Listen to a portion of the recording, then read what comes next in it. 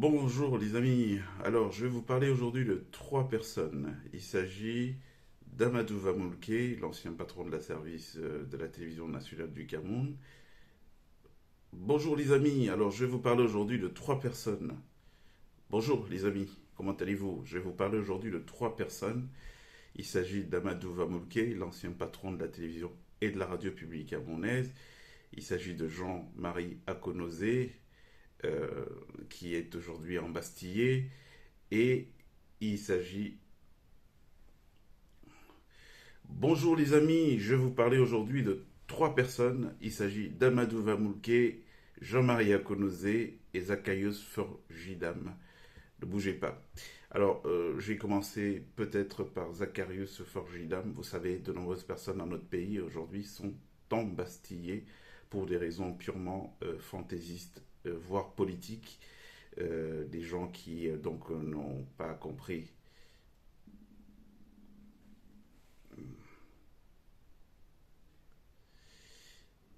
Alors, Jean-Marie Akonozé, je l'ai connu en 2000. Alors, Jean-Marie Akonozé, ça fait 25 ans que je le connais. Je l'ai rencontré alors qu'il était un homme inconnu à l'époque, qui avait pas mal de trésorerie, pas mal de capital financier, et qui avait décidé de rendre un hommage à la région d'origine dont il était issu, notamment toute la région qui est autour de Hawaï, hein, sur la route qui va à Konolinga. Donc à l'époque, on s'est rencontrés. Pourquoi? Parce qu'il recherchait un communicant marketiste pour accompagner tous les projets de développement qu'il voulait mettre en place et puis tous les projets pour créer de l'animation dans son village d'origine. Voilà, il m'a été présenté dans ce cadre comme ça par quelqu'un qui était donc venu solliciter mon expertise. J'étais très jeune à l'époque. Et alors, pour faire court, j'ai rencontré un humaniste. Hein, ça fait 25 ans. Je sais que c'est pas trop dans la culture camerounaise de dire de ce que les gens sont de leur vivant. Et pour moi, c'est une erreur. Vous savez, quand j'ai pris la décision de faire du journalisme de solution, il y a plus d'une vingtaine d'années aujourd'hui, j'étais parti d'un constat. C'est que j'ai passé toute mon enfance à regarder la télévision, à écouter les médias, et à toujours entendre dans les médias dominants un discours défaitiste sur l'Afrique. C'est les enfants avec un filet de mauve qui coulent, des gens qui meurent du sida, le choléra, alors que le discours pessimiste. Alors je me suis posé une question un jour, j'étais jeune, mais il y avait déjà beaucoup de réflexions dans ma tête. Je me suis dit, mais est-ce que un peuple peut se construire avec de la négativité, avec du pessimisme, des gens qui ne voient que des trucs négatifs sur eux, qui n'entendent parler d'eux que de manière négative? Est-ce que ces gens peuvent se protéger, un tel peuple peut se projeter de manière positive pour aller vers son autodétermination? Et à cette époque-là, j'ai pris la décision qu'un jour, si je travaille dans les médias, eh ben, je me servirai de la position que j'ai dans les médias pour montrer autre chose, pour montrer les initiatives à forte valeur ajoutée. Bref, pour montrer une autre Afrique qui n'est pas l'Afrique qui alimente le pessimisme dans l'esprit de nos enfants, l'esprit des parents qui sont déjà là, et une Afrique clairement avec laquelle on ne pourra jamais s'en sortir. Donc, c'est une culture chez moi. Toutes les émissions que vous m'avez vu faire à la télévision ou à la radio à l'époque avaient toujours en toile de fond l'idée de valorisation, de montrer des choses positives. Pourquoi? Parce que pour moi, en chaque être humain, il y a une part d'ombre et de lumière. Eh bien, il faut laisser l'ombre dans l'ombre et focaliser sur la part lumineuse. Telle est ma philosophie de vie, qui doit en étonner beaucoup. Je sais que dans le contexte de médiocrité camerounaise, les gens, pour dire la vérité, ils ont besoin qu'on les paye ou qu'on leur donne un petit bac chiche. Pour non, c'est pas du tout de ma tasse de thé. Je vous ai toujours dit qu'il n'y a personne qui peut m'acheter au Cameroun. Je dis bien personne. Pourquoi? Parce qu'au Cameroun, ce ne sera que sur les enjeux financiers. Et pourtant, les enjeux financiers, c'est pas ma tasse de thé. Je n'en suis plus à ce niveau aujourd'hui. Donc, alors, ces gens dont je vous parle, je vous en parle vraiment parce que je suis convaincu de leur utilité pour la société. Donc Jean-Marie Akonozé, je le rencontre il y a 25 ans comme ça, il n'était pas connu, donc je fais partie des gens qui ont travaillé à le faire connaître, en tout cas à faire connaître ses œuvres, et ses œuvres étaient tellement grandes que l'homme effacé, humble qu'il était, a fini par arriver dans la lumière. À la base, c'était pas construire une communication autour de son image à lui. C'était de construire une communication autour des œuvres qu'il réalisait. Mais les œuvres étaient tellement inhabituelles dans un pays comme le Cameroun qu'elles ont fini par attirer l'attention sur l'homme qui était derrière tout ça. Donc voilà, il est entré comme ça il s'est invité dans le salon des Camerounais à travers ses œuvres, il a été connu. Donc, alors, ce que je peux témoigner, c'est que je l'ai vu avec, commencer, hein, je l'ai vu avec l'argent. Il n'a jamais volé un seul franc de l'argent du Cameroun. Jean-Marie Akonosé a eu la chance de s'enrichir de manière complètement fortuite. Il travaillait dans un service au moment où le Cameroun avait du mal à payer sa dette intérieure. Et il y a eu une petite embellie. Et quand il y a eu cette embellie, la dette était tellement colossale que les hommes d'affaires, tous les gens qui avaient des dettes avec l'État, se disputaient. Hein. Il y avait un rang tellement important au point où certains venaient négocier pour dire, bon écoutez, moi, j'ai 1 milliard qu'on me doit, si vous m'aidez à débloquer le milliard, je vous donne une partie de cet argent. Donc voilà, et Jean-Marie Akonosé s'est trouvé opportunément là en ce moment, et c'est de cette manière qu'il a gagné son argent. Il n'a jamais tapé dans la caisse, c'est des conneries. Donc moi j'ai vu ce type fonctionner. Si je vous en parle aujourd'hui, vraiment, je prends le temps d'en parler parce qu'il faut que les gens sachent. Il y a des crapules dans notre pays et ces crapules, nous n'avons pas peur de les dénoncer, on le dit tous les jours. Mais il y a aussi des gens justes, et ça aussi nous le disons tous les jours, qu'il ne faut pas croire que tout est noir dans notre pays. Il y a des gens de qualité qui ont vocation à être là pour la construction de la suite. Moi je pense que Jean-Marie Akonosé en fait partie. Tous ceux qui sont témoins à l'époque peuvent vous le dire. J'étais à peu près jeune. La première personne qui m'a fait gagner des millions, c'était Jean-Marie Akonosé. Il a cru en moi, un jeune. Rien de bizarre. Pas de tu viens à la réunion le soir ou on se retrouve dans tel hôtel la nuit. Non. C'était très réglo. C'est quelqu'un qui a valorisé le jeune talent que j'étais, hein, et qui m'a donné vraiment toutes les responsabilités qu'il fallait. Pourquoi? Parce que j'assurais sans aucune condition. Je ne l'ai jamais vu donner une condition à quelqu'un. Donc, un, c'est pas un voleur. De deux, c'est quelqu'un qui a une vraie éthique, un vrai sens éthique et moral. Donc, les 3 ans que j'ai passés en sa compagnie, c'était juste avant que je ne quitte le Cameroun, et ben, c'est 3 années de grosse générosité. Je n'ai vu qu'un type qui était tout le temps en train d'aider autour de lui, hein, qui nous rassemblait quand on a fait une opération positive qui a bien donné et qui vient avec un sac d'argent, il le pose et dit, bon les enfants, on a bien travaillé, tout le monde doit être content, je n'ai plus envie de vous voir être dans les locations. Alors il commence des appels, telle personne, venez, 5 millions, je veux voir le terrain demain et je veux voir le chantier commencer. Vous avez vu qui faire ça au Cameroun? Qui faire ça? Et je vous dis, sans condition. Sans condition. Alors, ce qui s'est passé, et là je suppute, connaissant un tout petit peu comment fonctionne notre pays, c'est que ces gens-là, donc les forces destructrices, satanistes qui ont pris en tenaille le pays, évidemment, ils n'aiment pas entendre parler des gens qui font comme ça. Pourquoi? Parce que l'argent, eux, leur sert à mettre les gens au pas, à, à les compromettre, à les salir, à noircir leur aura. Donc de savoir qu'il y a un humaniste, il y a un type qui fait des choses positives sans être dans le sale et tout, ça ne leur a pas plu. Donc ils ont essayé de l'enrôler de force dans leur fameuse réunion à la con qui transforme donc des gens bien en personnes négatives. Je crois qu'il a beaucoup résisté à ça. Et donc à un moment donné, bon voilà, on lui a dit, bon, chez nous, tu ne prospéreras jamais si tu viens pas avec nous. Et comme il ne voulait pas venir avec eux, on a fabriqué les choses pour faire de lui le prisonnier que vous voyez depuis de nombreuses années. Alors c'est quelqu'un qui est puni par les réseaux satanistes de notre pays. Il faut que tout le monde le sache.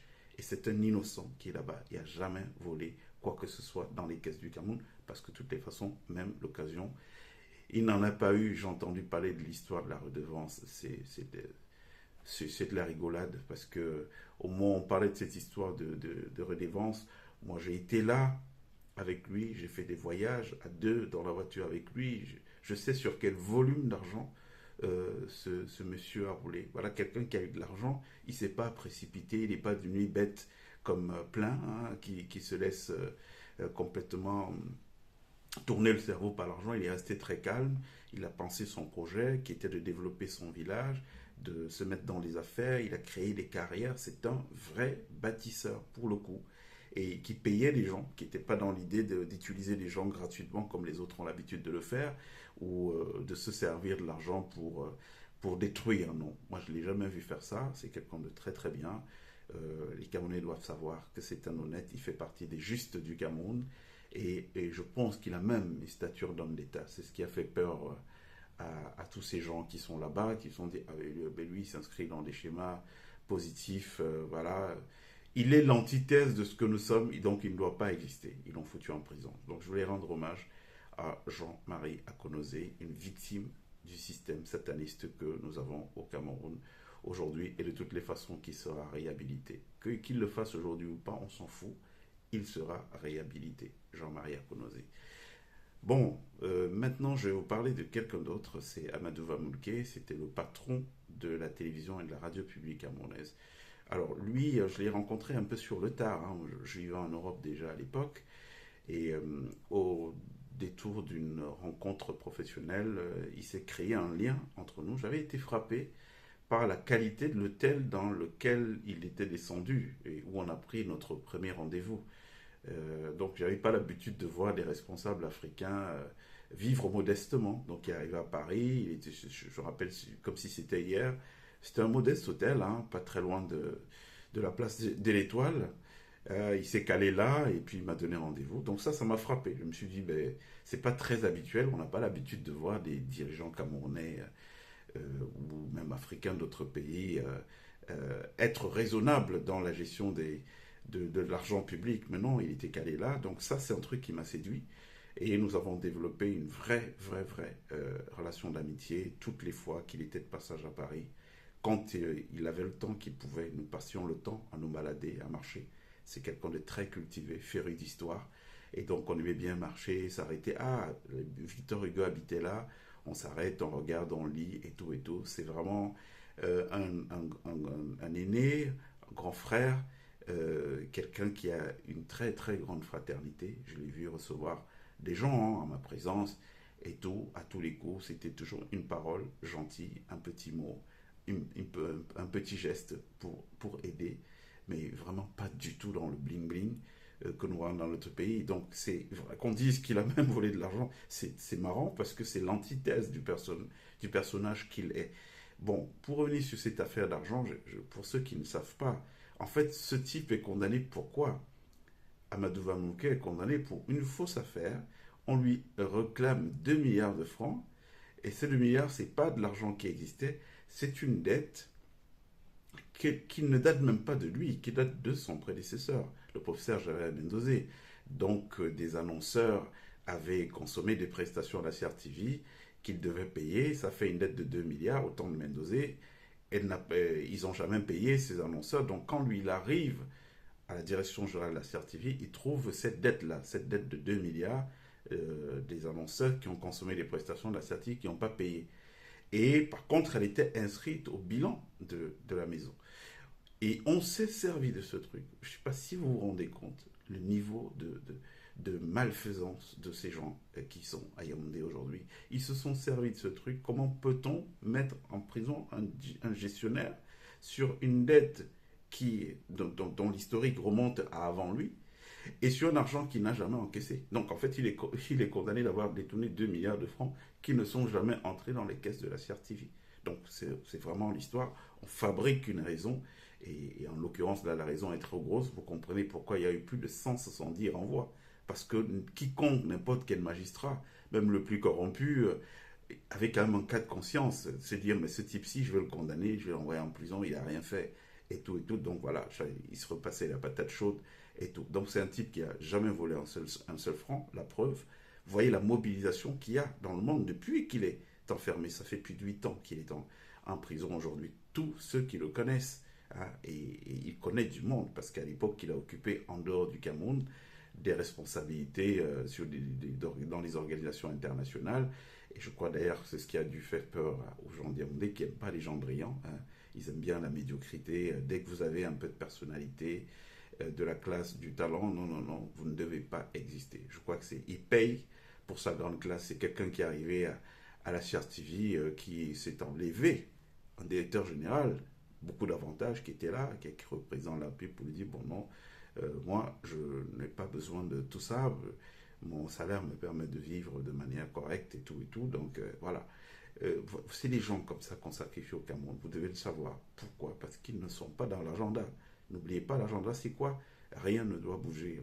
Ça va être la médiocrité. Donc, dès qu'il y a quelqu'un qui vient et qui peut jouer un rôle de rôle modèle, pardon, donc amener les esprits à s'élever et tout, il doit être tout de suite descendu, mais il ne doit pas être descendu juste, on va lui tirer une balle dans la tête. Non, on doit le salir.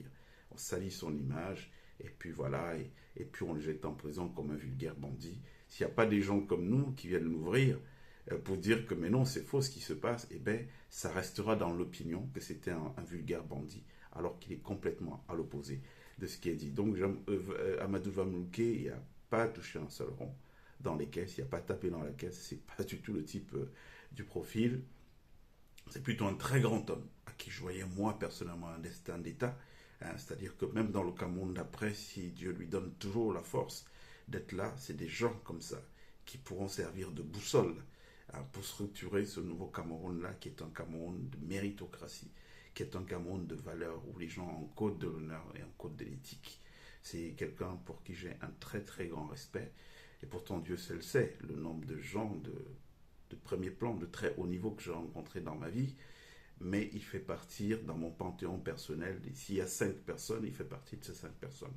Hein, c'est quelqu'un d'une très grande générosité. Je me souviens chaque fois quand j'arrivais au Cameroun et qu'il pouvait, il m'invitait toujours à déjeuner dans des coins insolites en me disant non mais je vais te faire découvrir telle chose et tout, il y a de l'art, il y a... Voilà, c'est ça le niveau, c'est ça le niveau du monsieur qu'on essaie de salir. Il n'a rien fait de mal, pas de détournement, rien de répréhensible.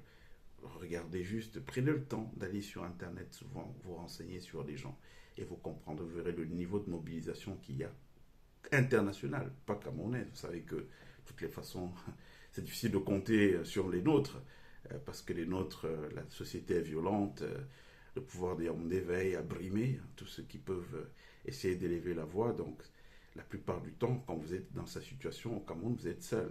Des gens comme Maître Aliscom, donc son avocate, et d'autres qui se mobilisent, ils sont assez rares. J'ai vu même cette semaine à Kérémouna prendre la parole. C'est assez rare de voir ça dans notre pays. Pourquoi? Parce que chacun tient à voir ses enfants grandir, tient à voir ses enfants grandir. Donc voilà, je ne pouvais pas rester tranquille. Évidemment, il y a beaucoup d'actions souterraines, personnellement, à mon petit niveau, que j'ai essayé de mener avant de comprendre que ça ne servait à rien. Ce type était on est dans Kafka, hein, c'est un type qu'on a décidé de condamner pour le salir, pour le neutraliser, et donc on est dans tout, sauf la justice. Mais je voulais quand même attirer l'attention de tous ceux qu'on considère comme des autorités spirituelles, traditionnelles camerounaises. J'observe une chose, c'est leur silence étrange face à toutes ces conneries que nous additionnons dans la société camerounaise. C'est-à-dire qu'on a un système aujourd'hui qui pose des actes d'injustice au quotidien et vous n'entendez aucune autorité morale, aucune autorité traditionnelle, spirituelle élever la voix pour dire non, il faut arrêter ça. Donc je voudrais que ces mêmes gens-là, que demain qui ne viennent pas faire œuvre de médiateurs quand les gens vont devoir payer leur karma. Parce qu'on connaît ça. Vous allez voir des hordes de gens venir, oui, les Mbombok, ou les chefs Betty, ou les chefs machin, pour venir défendre un tel, venir plaider pour son sort. On ne les voit pas, ces gens-là, aujourd'hui se manifester. Ils sont très rares, des gens comme Ibrahim Bombonjoya, le feu roi, paix à son âme, qui à l'époque, le roi Sokudju, qui élevait la voix à l'époque pour dire non, il faut savoir toute proportion, toute raison garder. Donc voilà, je ne voulais pas finir sans dire ça. Maintenant, on va finir avec Armel qui a toujours quelque chose à dire concernant tout ce volet spirituel qui a été entamé depuis plusieurs jours. Après ça, évidemment, on se retrouve la semaine prochaine. Je crois qu'on fera un plus long direct. Et on se quitte comment? On se quitte avec notre fameux gimmick. Hein. C'est « Il fera beau au Cameroun ». Hoha. Il fera beau bientôt au Cameroun. Hoha. Alors, il y a Armel qui est là. Armel, comment allez-vous? Nous sommes à votre écoute. L'antenne est à vous.